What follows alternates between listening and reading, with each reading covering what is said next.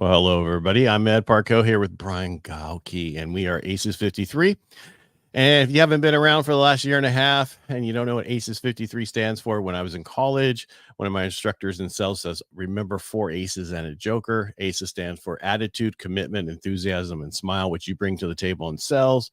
That joker is that unique ability that you have or you learn. And so on Tuesdays, it's Brian, myself. And then on Thursday, we bring somebody in who has that joker unique ability. And that's who we have today. Brian, who do we have today? I'll bring him in as you tell me.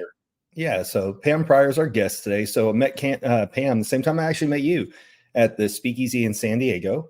And so we've always talked about in these groups, the power of being in the right rooms with the right people, that single masterminds where both of y'all both came from. So yeah. Great mastermind. Good mastermind to be a part of. Can't see us now? Or she got to put her blue lights on. That's right. Put my blue lights on. Yeah. Blue blockers. Yeah. That's funny. I have the same thing. Like if I look up, oh, look there, you can see mine too. All right. But yeah, so we all glasses though. All right. So Pam, a little bit about you. You're in the finance industry originally, the CFO. What's your background? CFO world. Yeah. I stumbled on the entrepreneur world about 10 years ago, but I worked in corporate for 30 years as a controller, CFO. The first 20 years of it was in Fortune 5. And really getting my feet wet. And the awesome part there was that the leaders I had were amazing, like way ahead of their time, and taught me at a very young age when I was cocky and arrogant that how you do what you do is as important as what you do. And that I've kind of carried with me. We sold one of the bigger subsidiaries I was working for. So I went to work for some smaller kind of mid-sized companies in the 9-figure range. Started enjoying it a little more as the companies got smaller and I got to become a CFO. And then in between a couple of jobs, I worked with, startup entrepreneurs, and that lit my fire. Like I had loved corporate forever, but all of a sudden this new thing was just really getting me excited. So after one job where I thought it was my last real job, a CFO of a 9-figure company, I'm like, you know what? This isn't it anymore. I like working with the guy who's rolling his sleeves up, pulling out the trash at the same time that he's having a meeting with an investor, and being the person who can help pull their financials together to tell their kind of whole story for them. And that's what I've been doing ever since, CFOing for entrepreneurs, writing some books, doing some speaking. And that's how I met you guys. And 99% of what I love about this is getting to meet and play with folks like you. All right, question for you. Yeah. So as a CFO, you oversee the financials. You don't do the taxes. You don't do certain things, but you help plan those things. Bingo. Correct? Yeah, that's exactly right. Especially right now, there's a lot of confusion between kind of CPAs and CFOs while it's tax season. And CPAs are very focused on and very good at a couple things. One is maximizing your wealth, minimizing your tax bill, making sure things are set up for both of those things, and then keeping you out of jail and keeping your penalties down. And that is a very valuable resource. What we do is make sure that the finances in the business that's generating all that wealth are working smoothly, are preparing you for scaling, are preparing you for exit, getting you the right value in your business, and anything else sort of strategic around financing, insurance, forecasting that might make sense to a business owner that CPAs don't cover. And you always have to give an announcement before anybody ever asks you questions. You want to give that here just in case? Absolutely. Yes. Nothing that I say here today should be considered advice. Anything financial, tax-wise, investment-wise, or accounting-wise, you should definitely talk to your own professional before doing anything you might hear today. I will always talk to you as if, oh, this might be what I would do. EA, what's the difference between a CPA and an EA? An EA. So CPA is a certified public accountant, and EA is an executive assistant. No, I'm talking about the what's that other thing that you can do taxes, but you're not a CPA? Enrolled agent? Oh, enrolled agent with the IRS. Yes. No, not with IRS. No, isn't there like something agent where you can work with like a CPA, but you're not really a CPA? You can do taxes. You're really focused on the taxes. Maybe, and what you're probably doing there is drawing the distinction between tax planning and tax compliance. You don't have to be a CPA to file taxes, to create an actual tax filing. You do have to be a CPA to sign one on behalf of a client and to do any kind of tax planning. So that may be what you're talking about. But an enrolled agent is actually an IRS enrolled agent, and they're allowed to talk to the IRS on your behalf. Interesting. Oh, so they are technically not with the IRS. Correct. But they're an enrolled agent with the IRS to where they. So that's basically what I'm talking about. And a lot of CPAs are both, or they have somebody in their firm who is an EA. Yeah. Yeah. Because the last firm I've dealt with, they had both. The other extra people were, because the other people were not CPAs. Yeah, because when you get those tax notices, you really want somebody who either knows or understands the IRS on a very different level than most of us do. Because most of us get those threatening letters and we think, oh my God, I have to pay $500,000. They're going to take my house. An enrolled agent's going to say, oh yeah, all you got to do is respond and say, you can't have my house. I can't afford it. Here's a payment plan. Like they are that calm voice that understands what actually moves the needle with the IRS. I went through an audit in 2015 that lasted 3 years because we didn't notice it was a 2015 audit that we didn't know about till 2017. Jeez. And it took 3 years to go through because it's a paper process. Yeah. They mail you a letter. You have to mail one back. It ended up getting handled at the end. It all had a happy ending, but it was 2 years of it's a lot back and forth because you can't email, you can't have phone calls. There is interviews where they come and ask you questions. It's not anything I'd highly recommend to anybody for fun. It's a proctology exam for sure. And one of the things I tell people is, look, the chances that this are going to happen to you are rising because the government needs to get money back, right? Post-COVID, they need money. How does the government write a check? Taxes. So they're going to come find a whole bunch of things, including people who are kind of cheating around the contractor versus employee thing. They're going to make a ton of money there, and they're going to hit a much larger swath of small businesses. And you can make a tax audit so easy with just 3 to 10 actions that you could put in place so that when a tax audit happens, you literally hand them a file and you're done. Versus what you had to go through. You're always going to have to do an interview, but like if you don't have to go find receipts or you don't have to go find your books or get the bank statements, if that's all just done as part of your normal process, number one, it makes that tax audit so much easier. But number two, that's exactly what you have to do to prepare for exit. Yeah. So my second book is all about what gets you here won't get you there. Like what get you to be a successful business owner is not going to get you to a successful exit. And one of the things you need to deal with in an exit is exactly that. It's getting all of this stuff in order to the same degree that you would have to for an audit, because it is an audit. Somebody who buys you is going to want to look at your stuff as closely as the IRS is. And there's just a few things you can do to just stack yourself so that you're favorable for that. So but hold on before you keep, but it's really hard to find really good bookkeepers. It is. It's not hard to find a good CPA, but bookkeepers, I just had a light go out. Got dark in here. Yeah, that's a good idea. I can fix it in a second. It is Eclipse week, so who knows? Yeah. I just got eclipsed. Something's going on around here because I actually cut it out a little bit. Anyway, so it's really hard to find that good bookkeeper who will keep track of your numbers.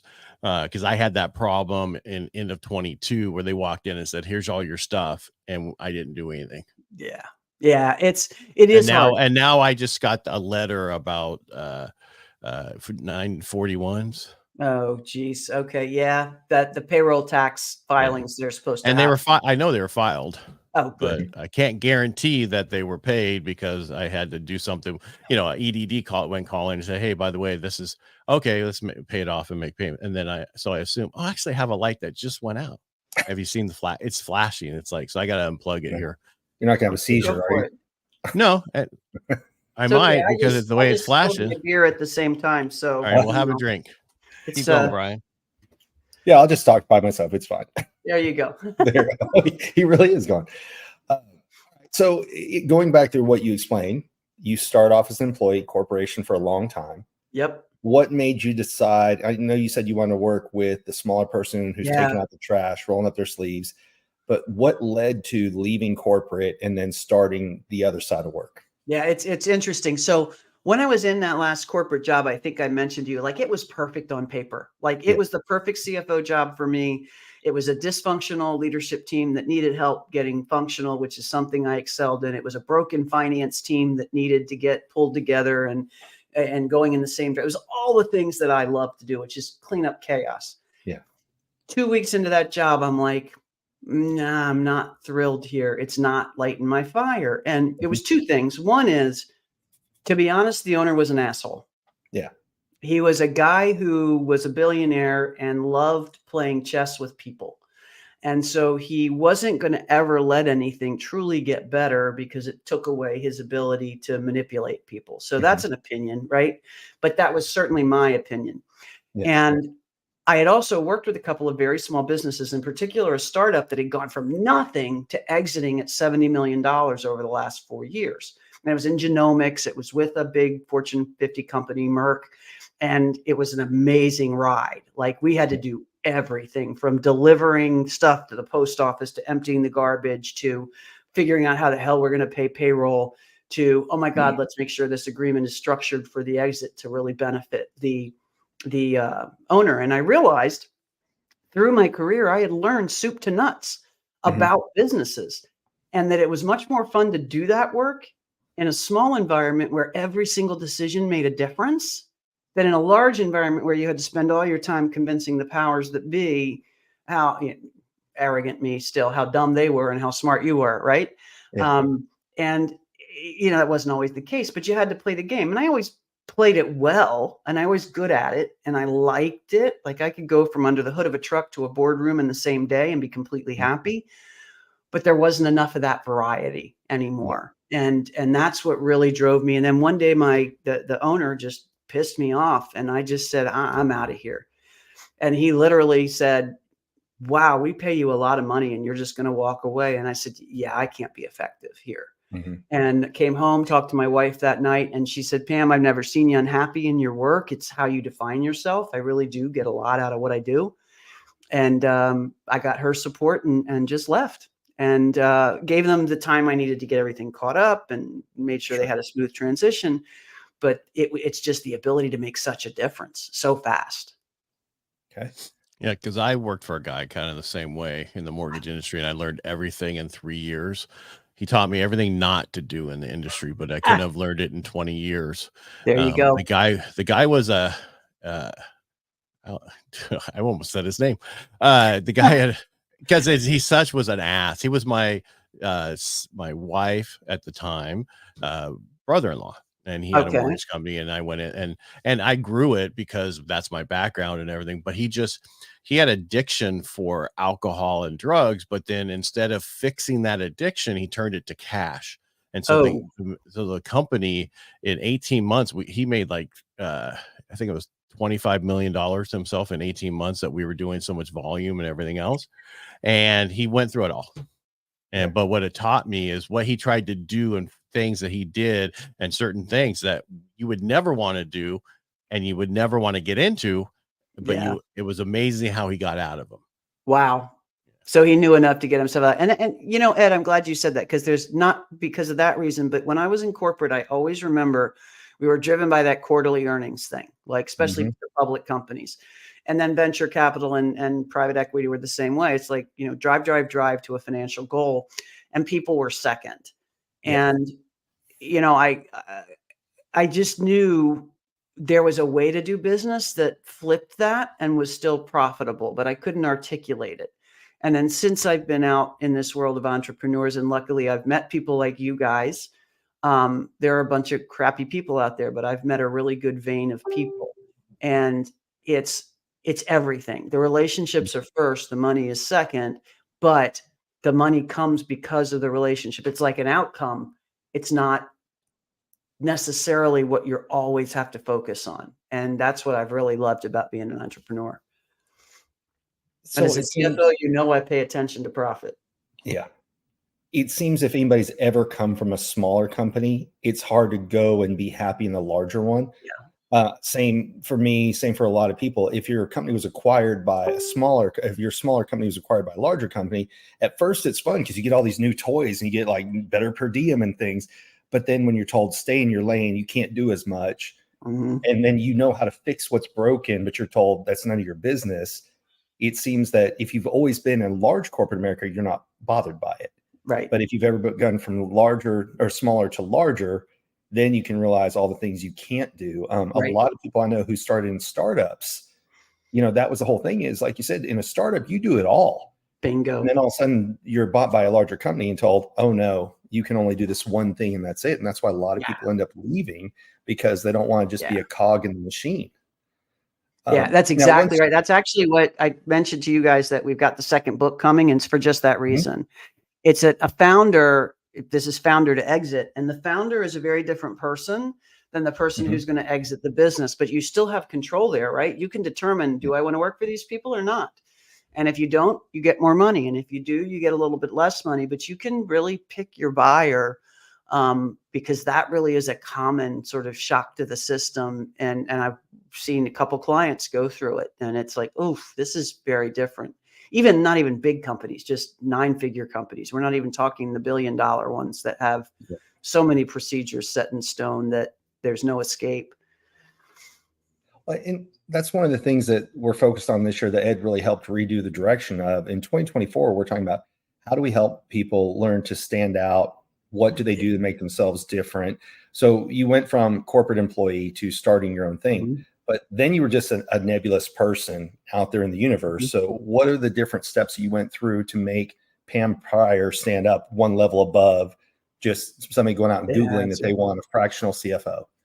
Well, first of all, bless you for saying that I do stand out. So thank you for that. But the second thing is, so when I left, Brian, I was so freaking arrogant still.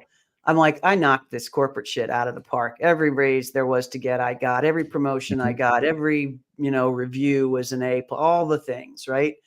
And I thought, oh, well, I'll knock this entrepreneurship thing out of the park. This is easy. I do great at everything. I came out of the gate and like, holy cow, this is a different world. It's like being dropped in the ocean, not only without a raft, but without the wood to build it. And then you got to figure out, oh shit, what do I do now?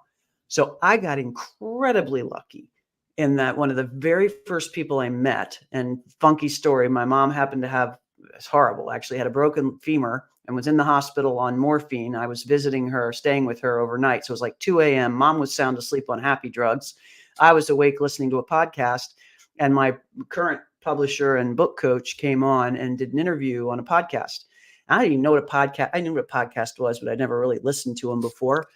And I happened to email her, and clearly she was awake at 2 a.m. and emailed me back, commented on the name of my business, commented on what I asked, and got to know her.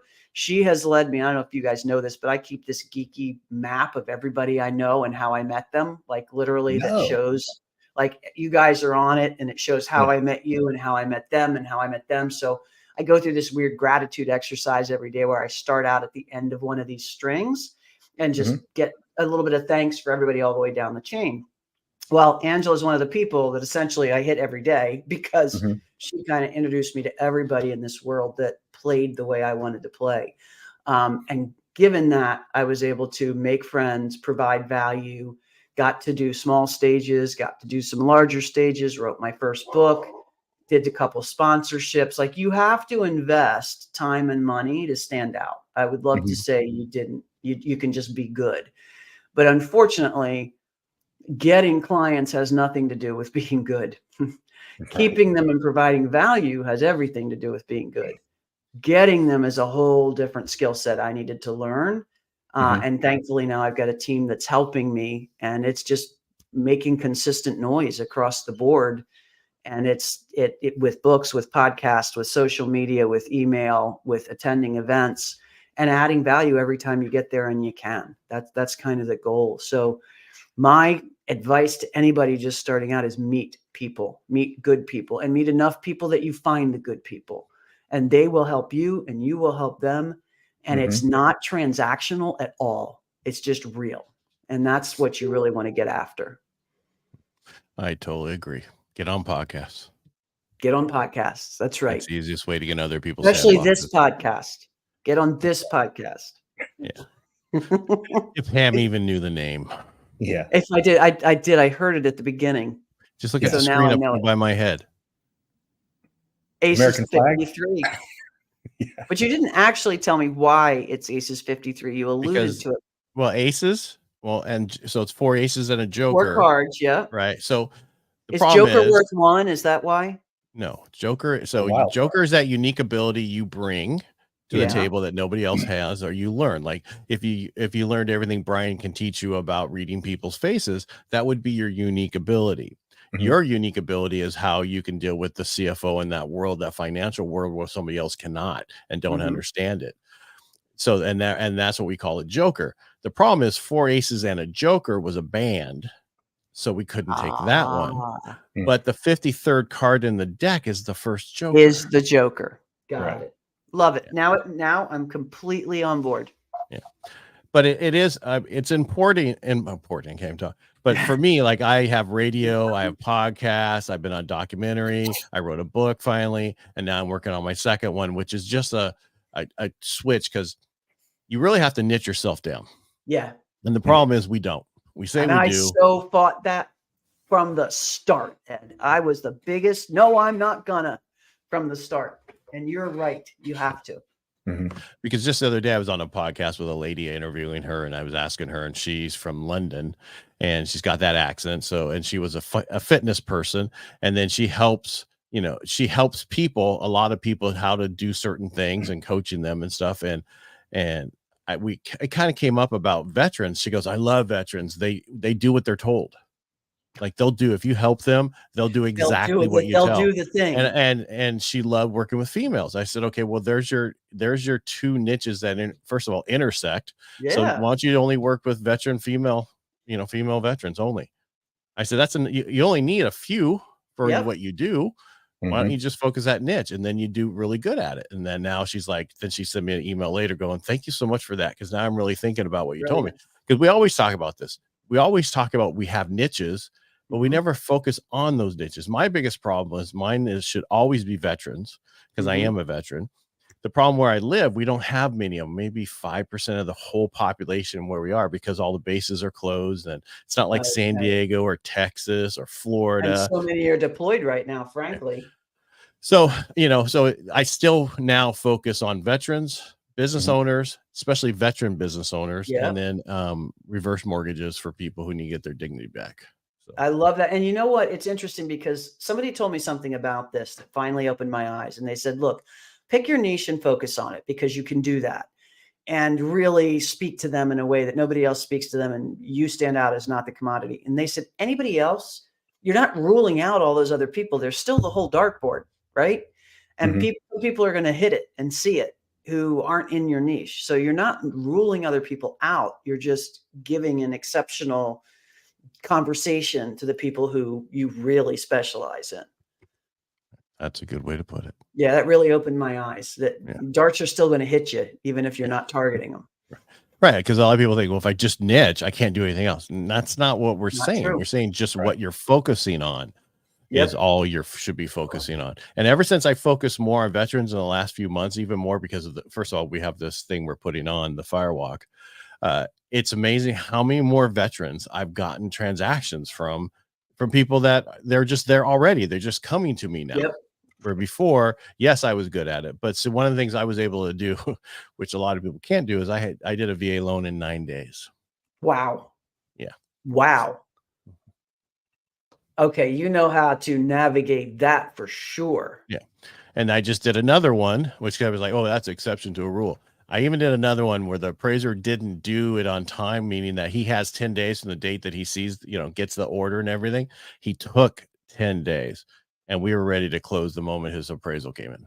Wow. That's huge. I need to talk to you about some of my clients then, if they're veterans, because that is an incredibly wonderful path to fund access for people. Well, it's easy.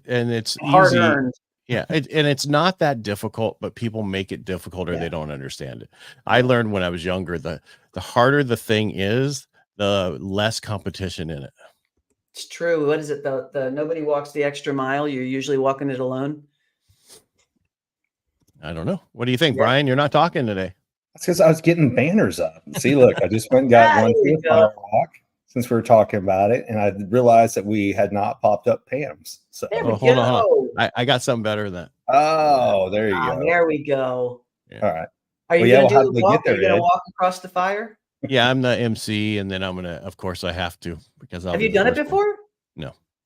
Jeez, I'm going somewhere where I have to do, where I'm going to do a cold plunge hot tub, and that is enough variety for me. I don't know that I need to jump in the. You guys know Brian Bogert. I'm going to his Oh, yeah. thing next week. Yeah.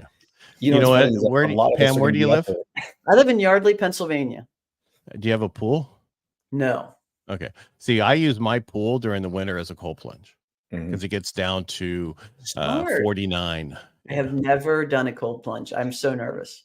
So breathing will be the biggest part of it, and that's the whole thing. It's the parasympathetic nervous system, and you get in, and breathing is the most important part. So if you want to practice, you can look up Wim Hof method, or you Oh. can follow Gary Brecka. I'll text them both to you.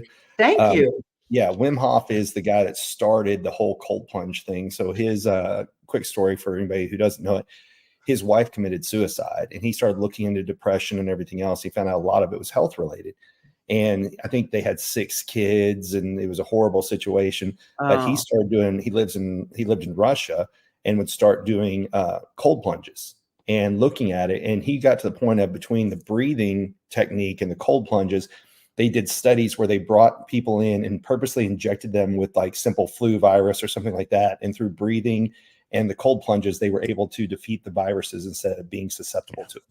And be honest with you, I don't know about that. I've read everything. I studied it. I checked it out.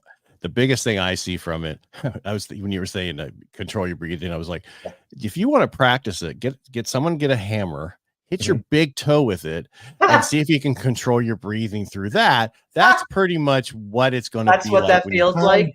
See, that would be more cussing for me, but I've done the cold plunges. You have to breathe to cuss. Well, the reason, here's the thing is, when you do it, it has to have somebody around the first time, because you could have a heart attack. Right. That's the only thing. Because all right, I'm 62. Should I be doing this for the first time? I would talk to your doctor about it, not because of your age, but I was told by my wife that menopausal women is not supposed to do cold plunge. Oh, I'm postmenopausal, see, so maybe there's that, but I don't talk know. to him. I would just check to see if there. I think do she was have just copying asthma, out, which is interesting, because asthma often in temperature changes will get triggered. So as long as I have my inhaler with me, I'm fine. So I may just jump in with my. But I will. Thank you. I will check both the links that you send. Thank you, Brian, and with my doctor. One more thing. You can do to just Can I test do it. one more thing? Because I did it and you don't do it. Yeah. No, the biggest thing is control your breathing, and that's once you get it down, it's not a big deal. Once you get the first time you get in, it's like then later it's just getting over that thought, and you don't have to be in there forever. Right. It depends on the temperature of the water, how long you need to be in there. But they say you don't really need more than 11 minutes a week. Okay. Right? So a lot of people do 3 minutes at a time. It depends on the temperature. Like I got to a point where I was doing 15 minutes each time I was in, because my pool was 55, and I was like. And the one thing about it is your inflammation that you supposedly have is gone. That's what I've heard. Right. That I'm really looking forward to. And then the other thing that turns your white fat to brown. No, is it brown liquid or to more liquid? It turns it to the other one. God, it's one of those days. I need to go home. And so that it burns faster and everything gets taken away. So there's so many health benefits from it, but just if it works for you, it works for you. Well, I will report back to both of you after next week on how I do. And do you normally go into the hot tub afterwards? Like, no. do you? No, because technically that's something totally different. Because if you're using cold plunges, we got on a whole thing about cold plunges for a half hour. No, cold plunges, you get into a cold plunge, you're not supposed to take a shower. You're not supposed to do anything but get dressed and keep going on with your day or work out. And the reason is you're supposed to have your body warm itself back up, so you get the benefit of increasing your metabolism. Doing what that's doing, that's a totally different thing that they're trying to do. Got it. That does it for you, basically. So you're not getting. You want your own body to warm itself up, so then you get that benefit. And the dopamine factor from it, it's better than any drug you can get, because the dopamine stays. It doesn't drop. Like I've never did cocaine, but they said people do cocaine and it drops right after you're done. Not with this. It stays for hours. You're the happiest you could ever be for hours and hours. Yeah. Huberman did a podcast and compared it to cocaine. Yeah.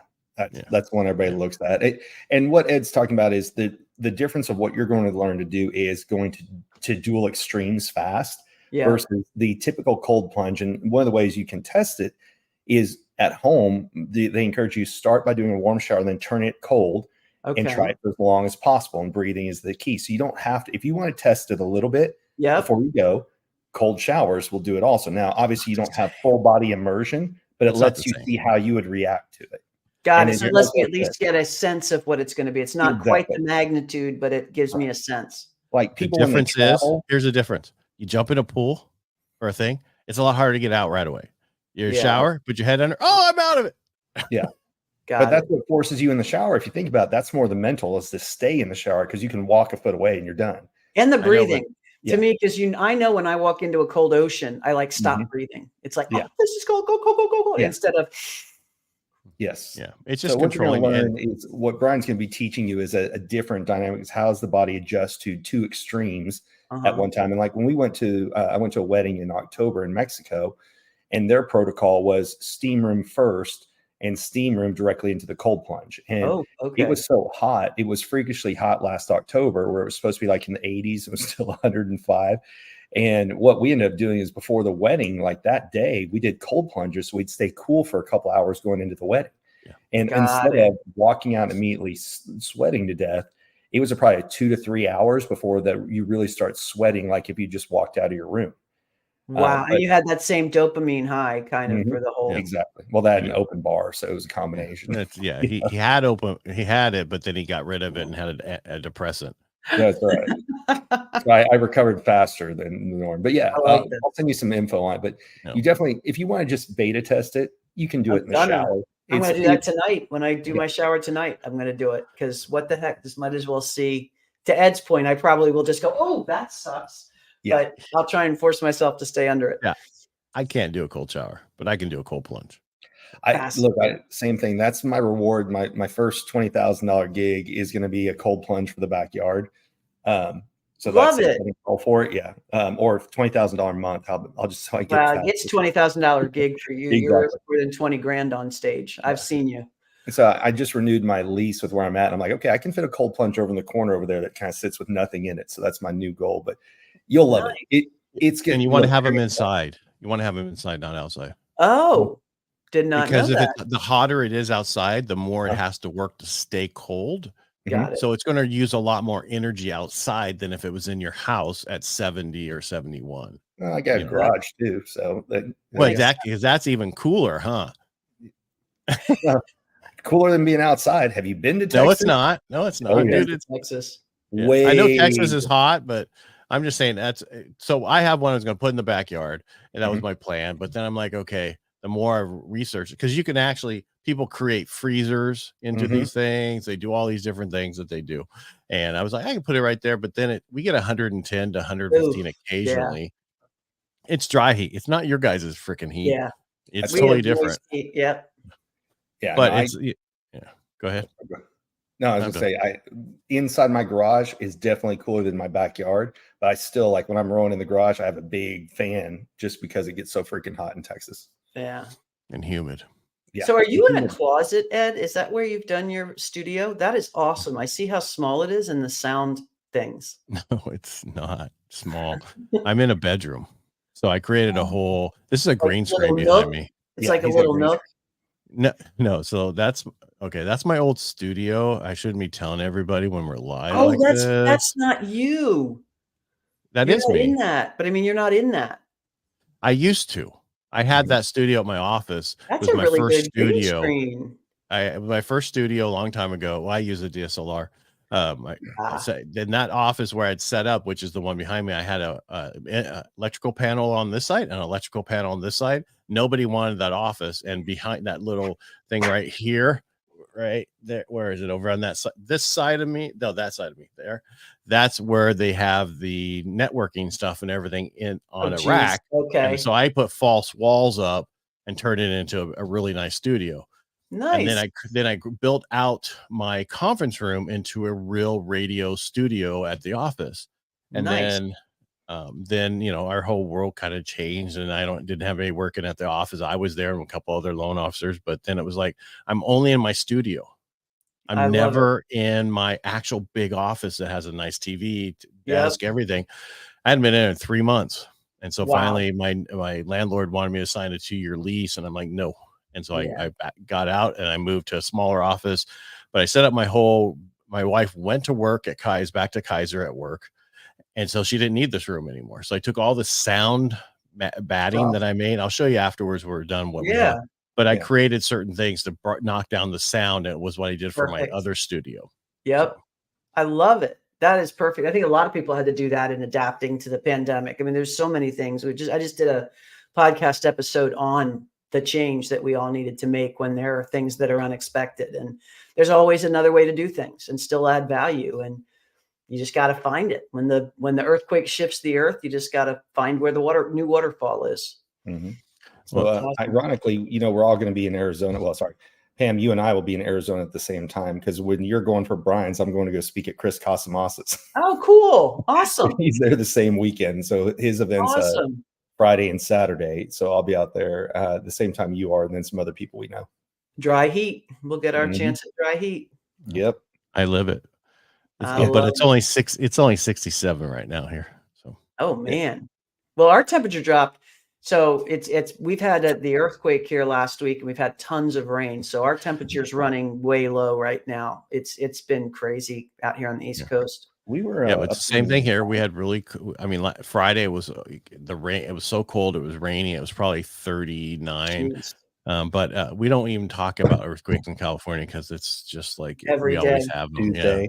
Yeah. For us, it's totally weird. So we were here and it sounded like a train. I'm like, oh, there's a train. And then it sounded like the train was in my backyard. It sounded like everything I've heard that a tornado sounds like. They say it sounds like a freight train rattling your house. That's what it sounded like. It wasn't the swaying thing that you hear.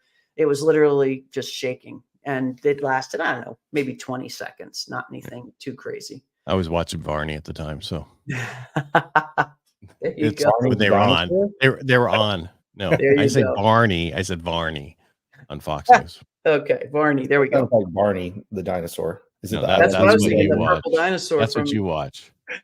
Because you have a kid still. Thankfully, my kid doesn't watch that show. I watched it for the longest time. So before we got off on, at least you didn't have the Teletubbies. We've had some tangents here today, guys. We go all over. Yeah, but the most important thing was to talk about what you do and how you become the authority in your industry. Right. And you do a lot of podcasts, correct? Do you have your own podcast? I do. I have my own podcast, which is Cash Flow, and it has both a normal cash flow segment where we cover every month or every week a beer, a news flash, and then something that every CEO needs to know about finances.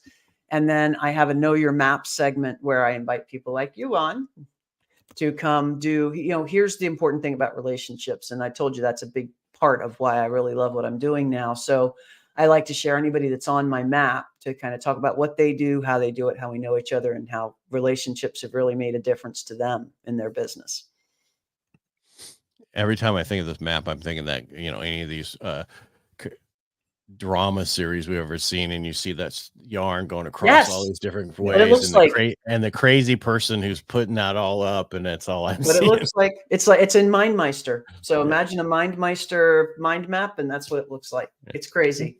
What's MindMeister? I'm not familiar with that. It's got a bunch of different softwares in it, but the one I use is their mind mapping software. If you just look up mindmaster.com, it'll take you to all the different things. And I've actually got the free version. Yeah. And have a couple, I always brainstorm with it, but this is the thing that I maintain. I really maintain it because it's really pretty interesting to know where everybody kind of came from in your life. Yeah.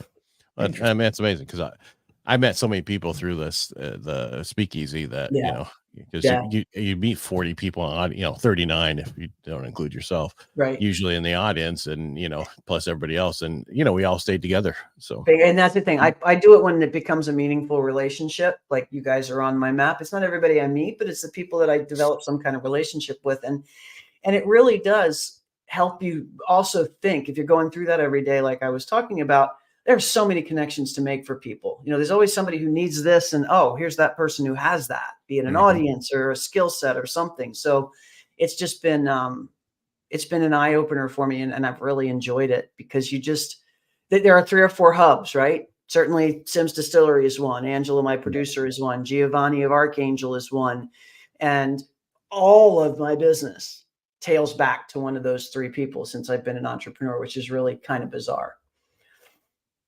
That's amazing. Yeah. So you've got, like Ed said, podcasts. Mm-hmm. Book number 1's published. Number 2 is coming out. When's number 2 coming out? Here's number 1.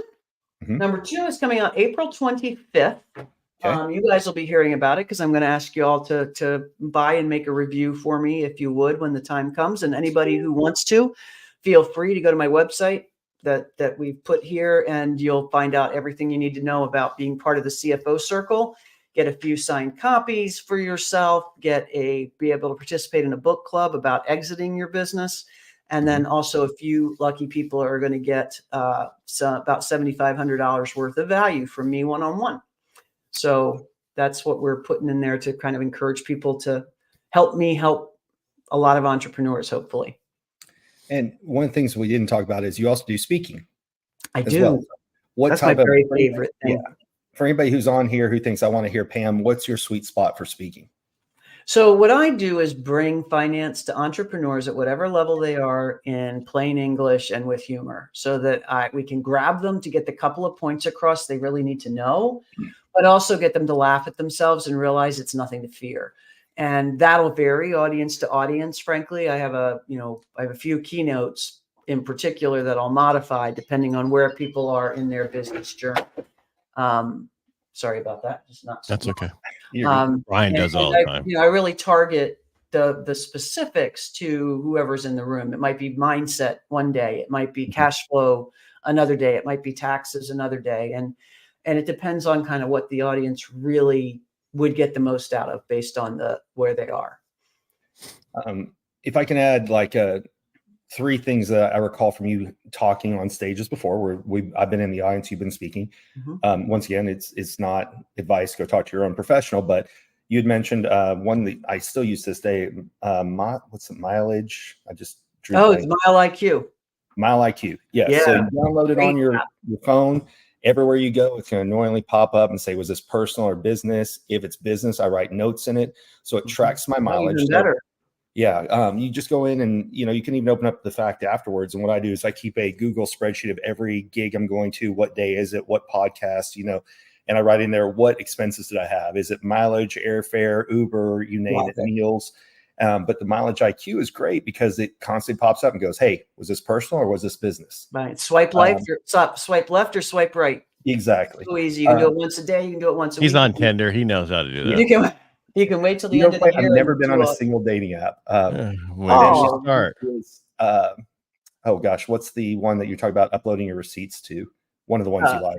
QuickBooks. You can do it. QuickBooks. Yeah. You can do it in HubSpot. There are a whole bunch of different apps for it. And that's what I liked is you didn't say like, oh, here's my affiliate link. You have to go use this. Instead, you're like, hey, whichever one that you will use the most is the best. That's the one. And the good advice you said is always snap a picture of the receipt because then you can just upload it and forget it. Mm-hmm. That's what I said. If you don't want to get QuickBooks receipts and do it on here, just snap it on your camera. And then the audit that you talked about, just have them all in one folder and you just send the folder to the IRS. You don't even have to go hunt them down. There's so many easy things you can do to make your potential audit life simpler, or audit or exit, to be fair. Well, and that's after having gone through that whole audit, they wanted show us flyers or when you were speaking. Well, I was speaking for free a lot. And so I wasn't on the main flyer or anything, but that's why to this day I keep a Google spreadsheet and it's literally by day. It's like, what day is the event? How much does it pay? Where is it located? And so I do that so that if I ever have to go through that again, not only does it help me keep my calendar intact, because I hate when somebody goes, hey, are you available this day? Of having to go find my calendar. I just open up that Google Doc and go, oh yeah, I'm free on that day. Yep. Perfect. But later I can go back and look and say, okay, yes, this is that trip.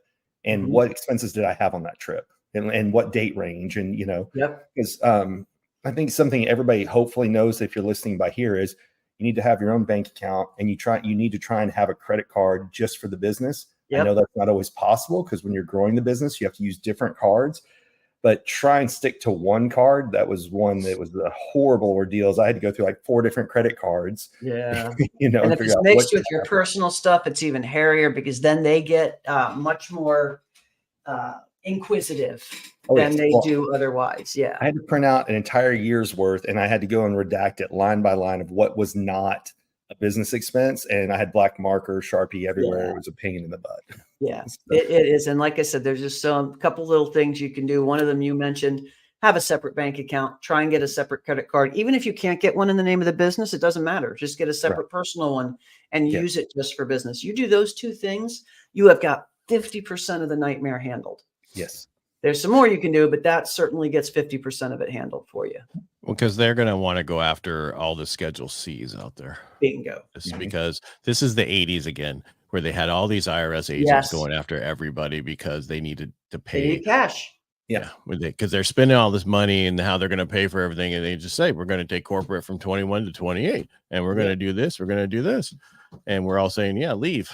Yeah, that's Mhm. exactly right. And they're going to be looking at these years. I don't know if you guys, I get text letters all the time now for the last. I just told you years. what I got. Other than that, Yeah. I don't get it because I had a huge accounting firm out of San Diego and I had Okay. everybody. But so this is unusual for me. What just happened to me with what, I know it was 1991. handled. Yeah. But because I know I have them in the box that's sitting over here, but my whole year is screwed up from 22 still. This is another reason to have a CPA, because literally I get them and I just send them to the CPA and they handle it. It's like Yep. they filed it, they did all the stuff, they answer it, and 9 times out of 10, it's nothing. Well, Well, they want somebody to say something Acknowledge. so they Just can go don't further. ignore it. I tell you what, that is the big tip. Like, don't ignore it. Even if all you do is write back and go, I don't understand. Mhm. That's enough for them to not put you on the we're coming after your house list. Yeah. Just respond. If you don't have an accountant, just respond, say, I'm looking into it. Yeah. If they know that, that's really all they care about. They hate being ghosted. That's when they get ugly. Oh, yes. We went through that. Yeah. Yeah. Interesting time. Much happier not to have to deal with that stuff anymore. Awesome. Yeah. Awesome. Yeah. All right, Pam. Thanks so much for coming on the show today. Thank you guys. This was a blast. I love catching up with you all. I'm glad we got to do it. Mm-hmm. Want to maybe see you in Arizona? Probably Yeah, not. Like, you never know if we'll bump into each other at the airport. That's what I'm thinking. Airport, or we can grab a dinner. I'm not sure if my whole time's tied up or if there's free time, but I'll reach out for sure by text. If not, I'm sure we'll be at some event here in the near future. So no doubt. I'm going to go ahead and take us out. So Pam, thank you for joining us today. Ed, as always, thank you for being here. Everyone, the best way to support us is to subscribe and share this with somebody else that you think this would be a benefit, of value, especially with everything that Pam shared today. Finance is the one thing a lot of entrepreneurs don't want to pay attention to, other than how much did I make, right? They love looking at the top line of that, but not everything else. So any veterans are listening, operationfirewalk.com. That's the event Ed's got going on next weekend, April 17th and 18th. Is that right? 12th and 13th. You're as Like bad I as my said, co-host 12th. on the radio show, giving out the wrong barn. I knew it was in April, but yes, my dates are off. So Operation today Firewalk. Is Thursday. Tomorrow, it's tomorrow. Right. And the next day. So if you're somewhere else, you're probably not going to make this one. This is first. This is the first one. For some reason, I was thinking it was the week after I was in Arizona. Okay. That makes sense as to why it's not the dates I said. But yeah, so operationfirewalk.com. Of course, for Pam coming on today, we have pamprior.com for any questions you have for her, or we'll have her back again another time. Hopefully, if she comes back. A lot of people have to hang out with me and Ed. It's questionable. So one of my favorite times of the day here now. That's right.